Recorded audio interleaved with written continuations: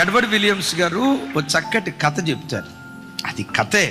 ఒకసారి యేసు ప్రభు వారు, దైవజనుడైన మోషే, మళ్ళాంటి విశ్వాసి గోల్ఫ్ ఆట అంటారే, గోల్ఫ్, ఇక్కడ బంతి కొడితే అక్కడెక్కడో రంధ్రంలో పడిద్ది కదా, ఆ ఆట ఆడుతున్న సరదాగా, ఒక మాట సరదా.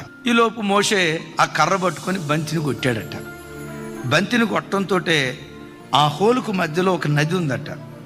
ఈ బంతి వెళ్ళి నీళ్ళల్లో పడతా ఉంటే ఆ నీళ్లు 2 పాయలుగా జీలి రోడ్డు ఏర్పడితే ఆ రోడ్డు మీద బంతి పడి ఎగిరి ఆ చివర రంధ్రంలో పడిందట.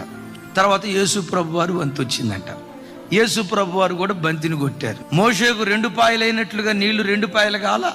విచిత్రం తెలుసా, ఆ బంతి నేల మీద నాట్యం ఆడుకుంటా రంధ్రంలో పడిందట పోయి. ఎందుకు? మన ఆరాధ్య దైవం నీళ్ళ మీద నడిచిన వాడు కదా, ఆ బంతి కూడా నీళ్ళలో నడుచుకుంటా వెళ్ళి రంధ్రంలో పడింది.